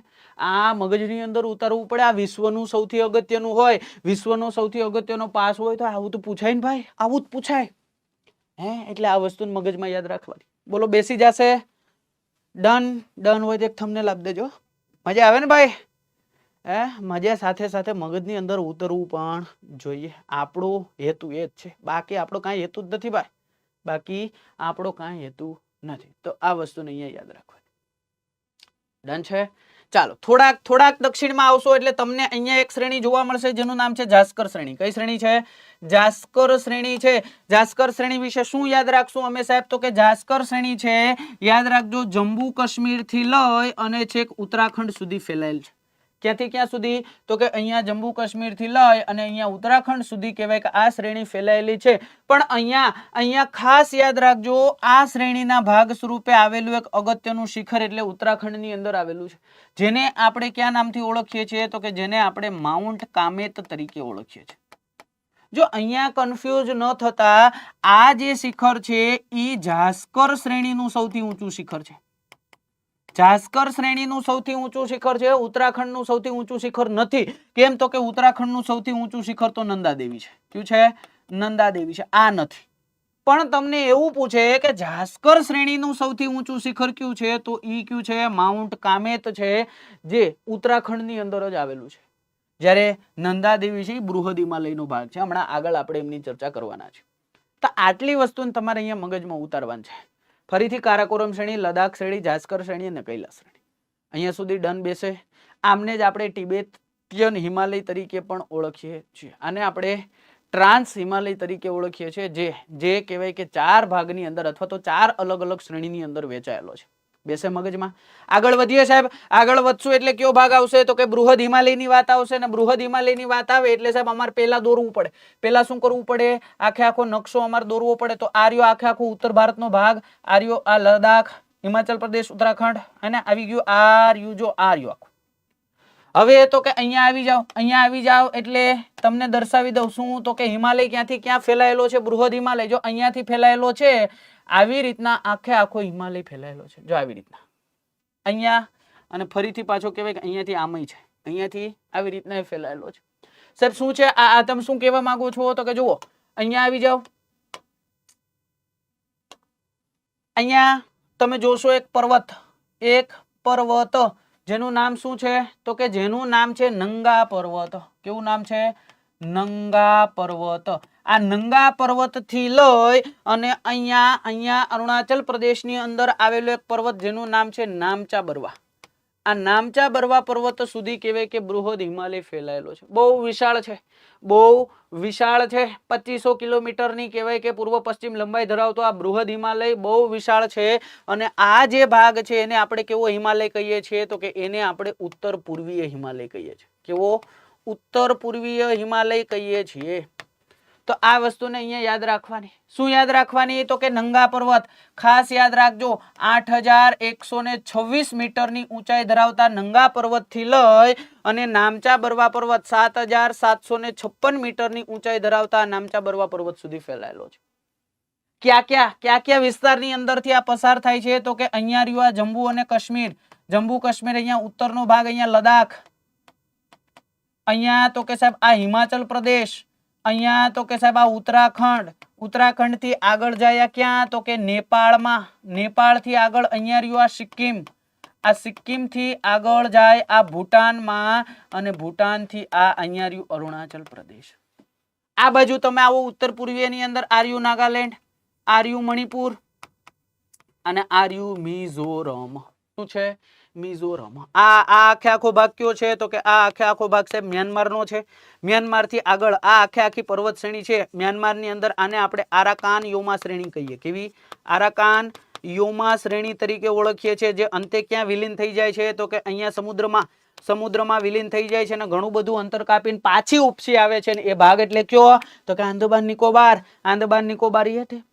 અને એવું જ કહેવાય છે કે ઈ મૂળ કોનો ભાગ છે? તો કે આ જે હિમાલય નીચે બેસી ગયો સમુદ્રમાં, અને ઘણા અંતર પછી પાછો ઉપસી આવ્યો આંતરિક ક્રિયાઓને કારણે, તો એ જ ભાગ છે ભાઈ. અહીંયા સાહેબ અમારે બીજી કોઈ વિશેષતા યાદ રાખવાની? આ ઘણી બધી વિશેષતા યાદ રાખવાની. ઉત્તરાખંડની અંદર આવો. ઉત્તરાખંડની અંદર આપણને ઘણા બધા ગ્લેશિયરો, શિખરો જોવા મળે. અહીંયા આ શ્રેણીના ભાગ સ્વરૂપે કેવા શિખરો જોવા મળે? તો કે અહીંયા આપણને જોવા મળે કેદારનાથ, અહીંયા આપણને જોવા મળે બદ્રીનાથ, અહીંયા જ આપણને જોવા મળે નંદાદેવી. આ નંદાદેવી ઉત્તરાખંડનું સૌથી ઊંચું શિખર છે. થોડાક આગળ વધો એટલે અહીંયા રહ્યું આ નેપાળ. આ નેપાળની અંદર તમે આવો એટલે અહીંયા તમને ઘણા બધા શિખરો જોવા મળે. કેવા શિખરો? તો કે યાદ રાખવાનું, અહીંયા આપણને જોવા મળે અન્નપૂર્ણા નામનું શિખર. અહીંયા આપણને જોવા મળે મકાલુ નામનું શિખર, અહીંયા આપણને જોવા મળે મનસાલુ નામનું શિખર, અહીંયા આપણને જોવા મળે છે સાહેબ માઉન્ટ એવરેસ્ટ. શું? Mount Everest. આ બધા ન યાદ રહે તો ચાલે, પણ આ યાદ રહેવું જોઈએ. કેમ? તો કે 8,848 મીટરની ઊંચાઈ ધરાવતો આ માઉન્ટ એવરેસ્ટ કે જે ભારતનો નહીં સમગ્ર વિશ્વનો સૌથી ઊંચો પર્વત છે ભાઈ. તો આ વસ્તુને અહીંયા મગજમાં યાદ રાખવી પડે અને રાખવી જ પડે. ડન છે અહીંયા સુધી? આ એ જ માઉન્ટ એવરેસ્ટ છે. માઉન્ટ એવરેસ્ટ જેને નેપાળની અંદર કયા નામથી ઓળખે છે? તો નેપાળની અંદર એને સાગર મથ્થા તરીકે ઓળખે. શેના તરીકે? સાગર મથ્થા તરીકે ઓળખે ભાઈ. તમે તિબેટની અંદર જાઓ, ક્યાં? તો કે તિબેટની અંદર જાઓ તો તિબેટની અંદર આજ જે માઉન્ટ એવરેસ્ટ છે એને કયા નામથી ઓળખે? તો કે એને ઓળખે ચોમોલુંગમ તરીકે. શેના તરીકે? ચોમોલુંગમ તરીકે ઓળખે ભાઈ. તો આ બધા નામ યાદ રાખવાના. જેને આપણે માઉન્ટ એવરેસ્ટ કહીએ એને નેપાળના લોકો સાગર મથ્થા તરીકે ઓળખે ભાઈ, અને એને જ તિબેટના લોકો ચોમોલુંગમ તરીકે ઓળખે. તમને એવું પૂછે કે સૌપ્રથમ માઉન્ટ એવરેસ્ટ સર કરનાર વ્યક્તિ કોણ? ચાલો, એડમંડ હિલેરી. એમની સાથે કોણ હતા? તમારે કોમેન્ટમાં કહેવાનું છે. એડમંડ હિલેરી એક નામ મેં આપી દીધું. એમની સાથે કોણ હતા? તમારે લેક્ચર પૂરો થાય અથવા તો જોવો છો અત્યારે પોઝ કરી અને કહેવાય કોમેન્ટની અંદર જવાબ દેવાનું છે. ડન છે? એવા વ્યક્તિ કે જે દિવ્યાંગ છે, વિકલાંગ છે અને એમણે માઉન્ટ એવરેસ્ટ સર કર્યો છે, એ વ્યક્તિનું નામ ચાલો તમારે કોમેન્ટમાં કહેવાનું છે. તમારે કેમાં કહેવાનું છે? કોમેન્ટમાં આમનો આન્સર આપવાનો છે. હું જોઈશ. ચાલો, તો અહીંયા સુધી ડન છે. મકાલુ છે, મનસાલુ છે, અન્નપૂર્ણા છે, ધોલાગીરી છે. આ બધા શિખરો કહેવાય તમને અહીંયા જોવા મળે નેપાળની અંદર. સિક્કિમની અંદર આવો. સિક્કિમની અંદર તમને એક શિખર જોવા મળે જેનું નામ છે કાંચનજંગા.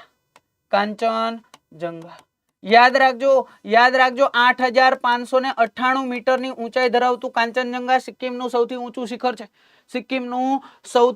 શિખર છે. અને આ એક નેશનલ પાર્ક પણ છે. અરે જાણીને આશ્ચર્ય થશે, આ એક વર્લ્ડ હેરિટેજ સાઇટ પણ છે. શું છે? આ એક વર્લ્ડ હેરિટેજ સાઇટ પણ છે. તો આ મહત્વ થઈ જાય ભાઈ. આટલી વસ્તુ તમારે અહીંયા યાદ રાખવી જ પડે. ફરીથી અરુણાચલ પ્રદેશની અંદર આવો. અહીંયા રહ્યો આ નામચા બરવા પર્વત. તો એમને મગજની અંદર ઉતાર દેવો પડે. ઘણા બધા ઘાટ તમારે યાદ રાખવા પડે. જો જમ્મુ કાશ્મીરની અંદર આવો. જમ્મુ કાશ્મીરની અંદર આપણને જોવા મળે બોરજીલા ઘાટ આપણને અહીંયા જોવા મળે. જોરજીલા ઘાટ આપણને અહીંયા જોવા મળે. બોરજીલા છે, જોરજીલા છે, થાંગલા ઘાટ છે. એ ક્યાંક ને ક્યાંક આપણને જમ્મુ કાશ્મીરના ભાગ સ્વરૂપે જોવા મળે. તમે આવો હિમાચલ પ્રદેશની અંદર આપણને જોવા મળે રોહતાંગ ઘાટ. કેવો? રોહતાંગ ઘાટ. આપણને જોવા મળે બાડા લાચલા ઘાટ. આપણને જોવા મળે ચીપકીલા ઘાટ. સતલુજ નદી અહીંયાથી ભારતમાં પ્રવેશ કરે. નદી તંત્રની અંદર આપણે ભણવાનું છે.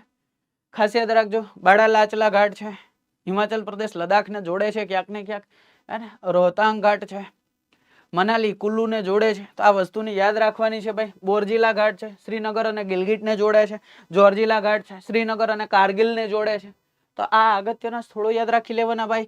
પછી તમે આવો ઉત્તરાખંડની અંદર તમને જોવા મળે માના, નીતિ અને લીપુલેખ જેવા પાસ.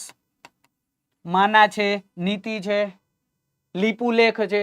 આવા બધા પાસ તમને ઉત્તરાખંડની અંદર જોવા મળે. આ ભારત અને કહેવાય કે ચીનને જોડે છે. આ લીપુલેખ પાસ ખાસ યાદ રાખજો, પૂછાઈ જાય. માનસરોવરની યાત્રા અહીંયાથી થાય. કોની? માનસરોવરની યાત્રા આ ઘાટ ખાતેથી થાય. તો આ વસ્તુ પણ એક્ઝામમાં આવે તો નવાઈ લાગવી જોઈએ નહીં. ડન છે? સિક્કિમની અંદર તમે જાઓ તો સિક્કિમની અંદર તમને કેવા પાસ જોવા મળે? તો કે અહીંયા જોવા મળે આપણને નાથુલા અને જેલપલા જેવા પાસ જોવા મળે. નાથુલા અને જેલપલા જેવા પાસ આપણને સિક્કિમની અંદર જોવા મળે. જે કોને જોડે? તો કે સિક્કિમની રાજધાની ગંગટોક અને અહીંયા આવેલું તિબેટની રાજધાની લાસાને જોડે છે. ખાસ યાદ રાખી લેજો. બંનેની રાજધાની, તિબેટની રાજધાની લાસા અને સિક્કિમની રાજધાની ગંગટોકને જોડવાનું કામ કોણ કરે? તો કે નાથુલા અને જેલપલા પાસ. બરાબર છે? બૃહદ હિમાલયને કહેવાય કે કોતરીને જાય. તો આ વસ્તુને અહીંયા યાદ રાખવી પડે સાહેબ. એકદમ મગજની અંદર બેઠાડવી પડે. તો આ આખે આખો થઈ ગયો શું? આ આખે આખો થઈ ગયો તમારો બૃહદ હિમાલય. સરેરાશ પૂછે ને, બૃહદ હિમાલય સરેરાશ કહેવાય કે 6000 મીટરની ઊંચાઈ ધરાવે. કેટલી? 6000 મીટરની સરેરાશ ઊંચાઈ આ બૃહદ હિમાલય ધરાવે છે ભાઈ. તો આ વસ્તુને પણ મગજમાં ઉત્તર દેવાનું છે. ડન અહીંયા સુધી? તો તમારા બે હિમાલય કમ્પ્લીટ છે, ટ્રાન્સ હિમાલય અને બૃહદ હિમાલય. આગળ વધશો એટલે આવશે લઘુ હિમાલય. લઘુ હિમાલય સાહેબ અમને તો દોરીને સમજાવો તો જ ખબર પડે. તો જો આ આખે આખો ઉત્તરનો વિસ્તાર આર્યો. હા સાહેબ દોરી દો મસ્ત. હવે તો રાતે કોઈક ઉઠાડીને પૂછે ને ભારતનો નકશો દોરવાનો છે, અમને આવડી જાય ક્યાંય અમે પાછા પડીએ નહીં. તો જો અહીંયા આવશો ને એટલે અહીંયા તમને કહેવાય કે આવી રીતના ત્રુટક સ્વરૂપે કહેવાય કે એક શ્રેણી જોવા મળશે. આ એક શ્રેણી જોવા મળે, પછી આ બીજી શ્રેણી જોવા મળે, આ ત્રીજી શ્રેણી જોવા મળે. આવી રીતના આખી શ્રેણીઓ જોવા મળે છે. આ શ્રેણીઓ સાહેબ અમને તો આના નામ ખબર હોવી જોઈએ, નહીતર મજા આવે નહીં. તો આના નામ તમારે યાદ રાખવાના જ છે ભાઈ, એટલા માટે જ અહીંયા દોરી છે. આ આખે આખો જે કઈ શ્રેણીનો ભાગ છે આ ત્રુટક સ્વરૂપે જે ફેલાયેલો છે એને આપણે લઘુ હિમાલય તરીકે ઓળખ્યો છે. શેના તરીકે? લઘુ હિમાલય તરીકે. આ જે શ્રેણી છે એને આપણે શું નામ આપીએ છીએ? તો કે એને આપણે કહીએ છીએ પીર પંજાલ શ્રેણી. એક યાદ નો રહે ચાલશે, પણ આ યાદ રહેવી જોઈએ. કેમ? તો કે સૌથી મોટી સૌથી અગત્યની જો કોઈ શ્રેણી હોય તો એ પીર પંજાલ શ્રેણી છે. અહીંયા તમે આગળ વધશો, આ જે આખી શ્રેણી છે જેને આપણે કહીએ છીએ ધોલાધર શ્રેણી. કેવી? ધોલાધર શ્રેણી તરીકે ઓળખીએ છીએ. આ આખી શ્રેણી છે જેને આપણે કહીએ છીએ નાગટિંબા શ્રેણી. નાગટિંબા શ્રેણી. આ આખી શ્રેણી છે જેને આપણે કહીએ છીએ મસૂરી શ્રેણી. બેસે મગજમાં? અને આ આખી શ્રેણી છે જેને આપણે કહીએ છીએ મહાભારત શ્રેણી. કેવી? મહાભારત શ્રેણી. તો આ આખી શ્રેણીની અંદર સૌથી અગત્યનો જો કોઈ ભાગ ભજવતી હોય તો આ પીર પંજાલ શ્રેણી છે ભાઈ. પીર પંજાલ શ્રેણી જમ્મુ કાશ્મીર, આ જમ્મુ કાશ્મીર થી લઈ અને અહીંયા હિમાચલ પ્રદેશ સુધીનો જે ભાગ છે ત્યાં આપણને ફેલાયેલી જોવા મળે. આ હિમાચલ પ્રદેશ થી લઈ અને ઉત્તરાખંડ તમે થોડુંક ઉપર નીચે કરી શકો છો. ને દોરતી વખતે તમે થોડુંક ઉપર નીચે કરી શકો છો. આ થોડુંક વધારે નીચે આપણે દોર્યું છે, આ થોડુંક ઉપર આવે. બરાબર છે? ચાલો ઉત્તરાખંડ, આ ઉત્તરાખંડની અંદર તમને આ શ્રેણી જોવા મળે છે. ઉત્તરાખંડ થી આગળ વધો તો અહીંયા છે નેપાળના ભાગ સ્વરૂપે તમને આ બંને શ્રેણીઓ જોવા મળે છે. બેસે મગજની અંદર એકદમ? તો આ વસ્તુને તમારે અહીંયા યાદ રાખવાની છે સાહેબ. વિશેષતા યાદ રાખવાની જ હોય ને ભાઈ. પીર પંજાલ શ્રેણીની અંદર તમે આવો એટલે પીર પંજાલ શ્રેણીની અંદર તમને અગત્યના બે ઘાટ જોવા મળે, બે પાસ જોવા મળે. યાદ રાખવાના. ક્યાં? તો કે એકને આપણે કહીએ છીએ બનિહાલ ઘાટ. કેવો? બનિહાલ ઘાટ. અને એકને આપણે કહીએ છીએ પીર પંજાલ ઘાટ. કેવો? પીર પંજાલ ઘાટ. બનિહાલ ઘાટ અને પીર પંજાલ ઘાટ એ ક્યાં આવેલા છે? તો કે અહીંયા પીર પંજાલ શ્રેણીમાં, જેમાં બનિહાલ ઘાટ આપણા માટે અગત્યનો એટલા માટે કે ભાઈ 2832 કહેવાય કે મીટરની આ ઊંચાઈએ આવેલો આ જે પાસ છે ત્યાંથી આપણને એક સુરંગ પસાર થતી જોવા મળે જેનું નામ છે જવાહર સુરંગ. કેવી સુરંગ? જવાહર સુરંગ. તો આ વસ્તુ જ એક્ઝામની અંદર પૂછાય છે ભાઈ. આવી ટનલો ઘણી વખત એક્ઝામની અંદર આવે છે. તો કયા પાસની સાથે સંકળાયેલ છે? તો બનિહાલ પાસની અંદર છે. પીર પંજાલ પાસ પણ તમને આ જ શ્રેણીના ભાગ સ્વરૂપે જોવા મળે છે. પછી તમે જાઓ આ જ શ્રેણીના ભાગ સ્વરૂપે એટલે કે લઘુ હિમાલયના ભાગ સ્વરૂપે તમે હિમાચલ પ્રદેશની અંદર જાઓ તો તમને ઘણા બધા ફરવાલાયક સ્થળો જોવા મળે. જેમ કે સાહેબ કુલ્લુ અમને યાદ છે, સાહેબ મનાલી અમને યાદ છે, સાહેબ અમને પેલું ધર્મશાળા, આ ક્રિકેટ પ્રેમીઓ આવી જાજો, આ ધર્મશાળા અમને યાદ છે ભાઈ. હે ને? ડેલહાઉસી સાહેબ આ અમને યાદ છે, ઊંચાઈ આવેલું સ્થળ છે. તો આ બધા અગત્યના સ્થળો તમને ક્યાં જોવા મળે છે? હિમાચલ પ્રદેશની અંદર. હિમાચલ પ્રદેશની અંદર લઘુ હિમાલયના ભાગ સ્વરૂપે આવેલા છે. આ વસ્તુને મગજમાં ઉતાર દેવાની. જો આપણે આવી રીતના કંઈક ભણ્યા. કેવી રીતના? તો કે જો આ આખો શરૂઆતમાં આપણે ભણ્યા, આ શરૂઆતમાં જો પેલું ઉત્તર દક્ષિણ છે એ સ્વરૂપે જ તમને દર્શાવું છું. આ આખું ભણ્યા ટ્રાન્સ હિમાલય, પછી આ બૃહદ હિમાલય આખું ભણ્યા. હવે ભણ્યા કયું? તો કે આ લઘુ હિમાલય ને પછી શિવાલિક ભણશું. અહીંયા તમારે ખાસ મગજમાં ઉતારવાનું છે કે અહીંયાનો જે દક્ષિણ ઢોળાવ છે, આ જે દક્ષિણ ઢોળાવ છે એ કેવો છે? તો કે પ્રમાણમાં તીવ્ર છે. કેવો છે? પ્રમાણમાં તીવ્ર છે. જ્યારે આ એટલો બધો ઉત્તર ઢોળાવ તીવ્ર નથી. એટલે અહીંયા તમે જોવો તો અહીંયા તમને શું જોવા મળે છે? આ વિસ્તારની અંદર આપણને જોવા મળે છે ઘાસના મેદાનો. શું જોવા મળે છે? ઘાસના મેદાનો. અહીંયા તમને વનસ્પતિનો સમૂહ જોવા મળે ભાઈ આ ઢોળાવ ઉપર. કેમ? તો કે વધારે તીવ્ર નથી, મંદ ઢોળાવ છે એટલે વનસ્પતિ જોવા મળે છે. તો અહીંયા તમને જંગલો જોવા મળે. તો આ વસ્તુની યાદ રાખો. આ ઘાસના જે મેદાનો છે ને એ મેદાનોને કયા નામથી ઓળખવામાં આવે છે તો એમને મર્ગના નામથી ઓળખવામાં આવે. શેના નામથી? મર્ગના નામથી. જમ્મુ કાશ્મીરની અંદર તમે જાઓ ને, કદાચ નામ સાંભળ્યું હોય સોનમર્ગ, સાંભળ્યું કે નહીં? કદાચ તમે નામ સાંભળ્યું હોય ગુલમર્ગ. આ બધા નામ આના, બસ આ બધા નામ કેના તો કે આના. આ વસ્તુ યાદ રાખી લેવાની છે, મગજમાં ઉતાર દેવાની છે. સોનમર્ગ કે ગુલમર્ગ કે આ એ જ મર્ગ.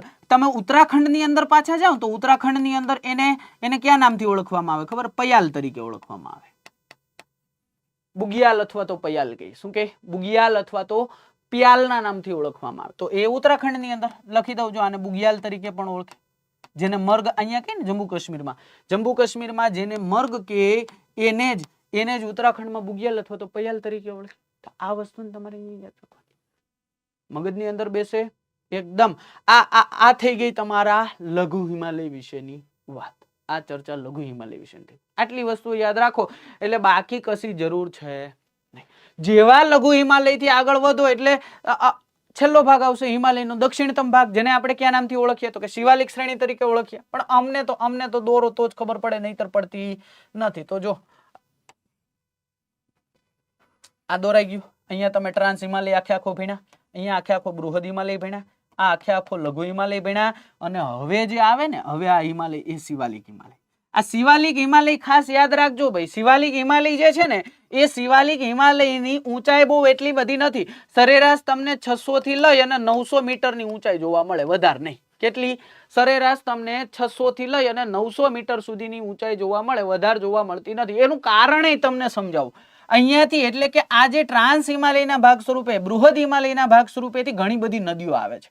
આ નદીઓ જ્યારે શિવાલિક પર્વત શ્રેણી ઉપરથી આવે છે, તીવ્ર ઢોળાવના કારણે આ નદીઓની અતિશય ગતિના કારણે શું થાય છે તો કે શિવાલિક જે પર્વત શ્રેણી છે એનું ખવાણ થઈ જાય છે.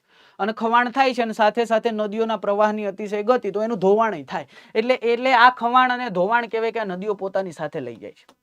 એટલે આની ઊંચાઈને વધવા બહુ દેતી નથી. અને એ જ ખવાણ, એ જ ધોવાણથી જે નિક્ષેપિત છે ને, એ નિક્ષેપિત પદાર્થોને અહીંયા કહેવાય કે આ નદીઓ બધી ઠાલવે અને એક ફળદ્રુપ મેદાનોની રચના કરે, જેને આપણે શું કહીએ તો કે જેને આપણે ઉત્તર ભારતના મેદાનો કહીએ. શું કહીએ? ઉત્તર ભારતના ફળદ્રુપ મેદાનો કહીએ. ફળદ્રુપ એટલા માટે કે એ અગત્યના ખનિજો ખડકોમાંથી કોતરીને લઈને આવે છે. તો એટલા માટે અહીંયા તમે ચોખ્ખું લખી શકો, શિવાલિક પર્વત શ્રેણી માટે અવરોધરૂપ કોણ થાય છે તો કે અવરોધરૂપ થાય છે હિમાલયમાંથી નીકળતી નદીઓ.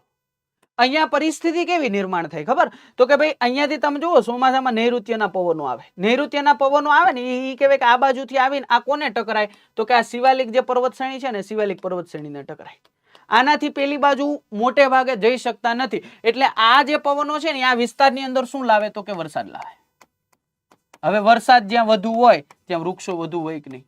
હવે વૃક્ષો જ્યાં વધુ હોય ત્યાં જૈવ વિવિધતા એ વધુ હોય કે નહીં? એટલા જ માટે તો ઉત્તર ભારતના ફળદ્રુપ મેદાનો આપણે ભણવા પડે છે. એનું કારણ છે કે વૃક્ષો એ સારા છે, ફળદ્રુપ મેદાની પટ્ટો છે, જેના કારણે શું કામ તો કે નદીઓ પોતાની સાથે કાંપ લઈ આવે. વરસાદ એ સારો છે. વરસાદ સારો હોય, વૃક્ષો સારા હોય, ફળદ્રુપ મેદાની હોય, જૈવ વિવિધતા પટ્ટો હોય, ખેડૂતો માટે ઉત્પાદન એ સારું આવે કે ન આવે? આ બધું લિંક કરવાનું હો ભાઈ, લિંક કરો. ઉત્પાદન વધારે આવે તો લોકો વધારે ત્યાં રે કે નો રે? સાહેબ ઉત્પાદન, રોજગારી સારી મળે ત્યાં બધા જાય. તો વિચાર કરો ને, ઉત્તર પ્રદેશમાં સૌથી વધારે વસ્તી છે કે નથી? એનું કારણ જ કઈ ફળદ્રુપ મેદાની પર. બિહારની અંદર સૌથી વધારે વસ્તી ગીચતા છે કે નથી? સાહેબ છે. તો એ બધા કારણો આમના માટે જવાબદાર ના બની જાય? બની જાય સાહેબ, 100%. એકદમ સાચું છે, મગજની અંદર બેઠી. બસ આટલી વસ્તુ તમારે યાદ રાખવાની છે, બાકી કાંઈ જરૂર છે નહીં. બેઠે મગજની અંદર બેઠે, એકદમ બેઠે. આ સાહેબ એકદમ મગજની અંદર બેઠી ગયું છે. હવે કોની વાત આવે તો કે પ્રાદેશિક વિભાજનની વાત આવે. હવે પ્રાદેશિક વિભાજન હમણાં જ મેં તમને કીધું હતું, ફરીથી ખાલી નદીઓ દોરીને તમને કહી દઉં છું. મેં પહેલા જ તમને પ્રાદેશિક વિભાજન સમજાવી દીધું છે. જો આવી રીતના આ કંઈક સિંધુ નદી જતી હતી, અહીંયાથી કહેવાય કે આ સતલુજ નદી જતી હતી, અહીંયાથી આ સાહેબ કાલી નદી આવતી હતી, આ રહી તિસ્તા નદી અને આ રહી બ્રહ્મપુત્ર નદી. આ જે ભાગ છે, આ ભાગ, આ આખો ભાગ એટલે કે સિંધુ થી લઈ અને સતલજ નદી વચ્ચેનો જે ભાગ છે, એ સતલજ નદી વચ્ચેનો ભાગ ક્યાં નામથી ઓળખાય તો કે એને આપણે સાહેબ પંજાબ હિમાલય અથવા તો એને આપણે કાશ્મીર હિમાલય તરીકે ઓળખીએ છીએ. આ સતલજ થી લઈ અને કાલી નદી, જેને આપણે શારદા નદી પણ કહીએ છીએ, તો એ વચ્ચેનો ભાગ એને આપણે કુમાવ હિમાલય કહીએ.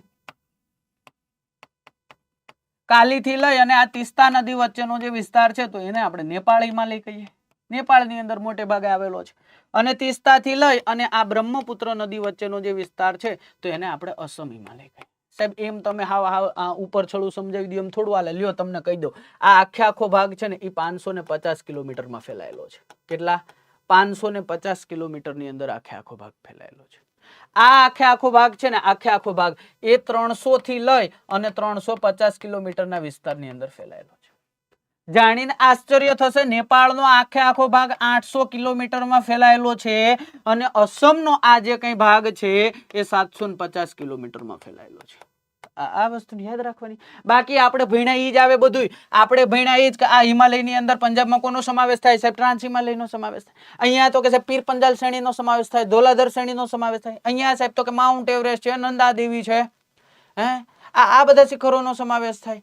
યાદ રાખી લેવાનું. અસમની અંદર ત્યાં જાવ તો ત્યાં તમને ગારો ખાસીને જેન્તિયા ટેકરીનો સમાવેશ થાય આ ભાગની અંદર. સાથે સાથે નાગા શ્રેણી છે, મિજો શ્રેણી છે, બસ આનો સમાવેશ થાય. ભણ્યા ઈ જ છે. બસ આ પ્રાદેશિક વિભાજન છે. એવું પૂછે ને આ પ્રાદેશિક વિભાજન કોણે આપ્યું તો એક વ્યક્તિનું નામ યાદ રાખી લેજો જેનું નામ છે સર સિડની બુરાડે. નામ થોડુંક અગત્યનું છે અને થોડુંક વિચિત્ર છે. સિડની બુરાડે એ ક્યાંક કહેવાય ને કે અંગ્રેજોનો વ્યક્તિ હશે. આપણે હોય તો આપણે શું કહે ખબર છે? સૌજીભાઈ. આપણે શું કહે? સૌજીભાઈ બાબુભાઈ. શું કે? સૌજીભાઈ બાબુભાઈ. પણ આ કોઈક અંગ્રેજ વ્યક્તિ હશે જેને કારણે આપણે આમનું અગત્યનું થોડુંક વિચિત્ર નામ યાદ રાખવું પડે, જેને આપણે શું કહીએ? સર સિડની બુરાડે. તો આટલી વસ્તુને અહીંયા યાદ રાખવાની છે હિમાલયના ભાગ સ્વરૂપે. બોલો મગજમાં બેઠે? મગજની અંદર બેસી જાય? રિવિઝન મસ્ત રીતે થાય? સાહેબ 100% થાય. કાંઈ અઘરું નથી. જો જીઓગ્રાફી ભણવું હોય ને એક જ વસ્તુ ખાસ યાદ રાખવાની, જે તે વસ્તુ નકશાની અંદર કઈ જગ્યાએ છે ને એ આપણને દર્શાવતા આવડતી હોવી જોઈએ. આ ખાસ મગજની અંદર ઉતાર દેવાનું, કેમ કે તો જ મગજમાં બેસે. જીઓગ્રાફી નો સરળતાથી સમજવાનો એક જ રસ્તો છે, ની છે મેપિંગથી. તેનાથી મેપિંગથી સમજવું પડે ને આપણે એટલા જ માટે ક્યાંક ને ક્યાંક બધી વસ્તુઓ ડ્રો કરીને જાય છે. બેઠે મગજમાં?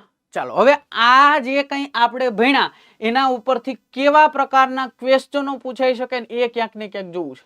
તો જો પહેલો જ ક્વેશ્ચન અહીંયા તમારા માટે આવ્યો.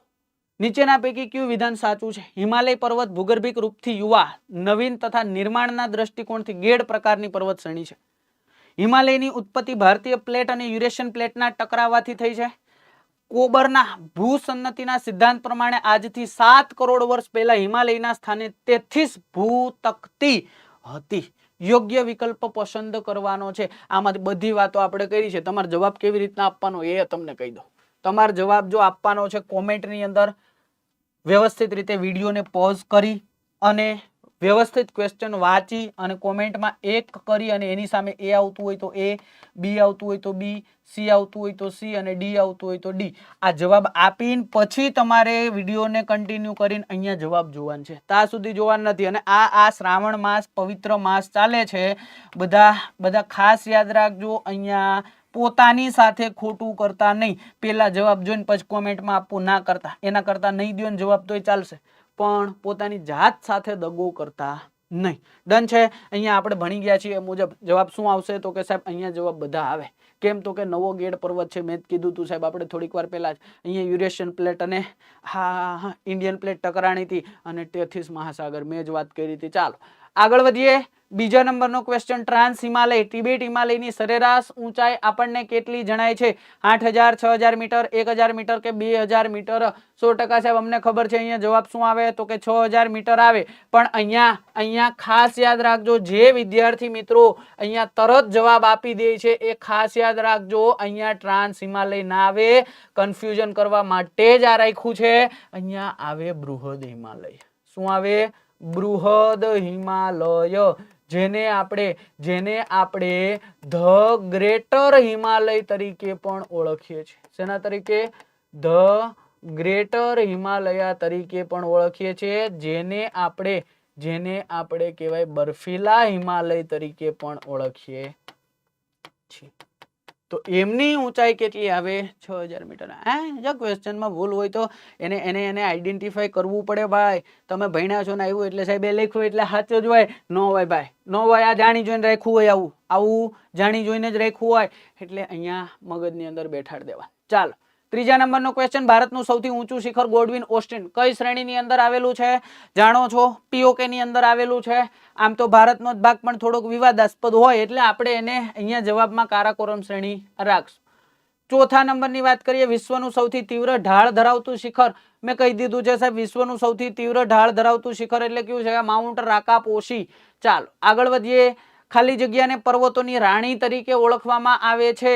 ચાલો, નૈનીતાલ, શિમલા, રાનીખેત કે મૈસૂર તરીકે અહીંયા નથી ઉલ્લેખ કરેલો. મસૂરી કીધું છે. મૈસૂરી દક્ષિણ ભારતમાં, ટીપુ સુલતાન વાળું નહીં ભાઈ.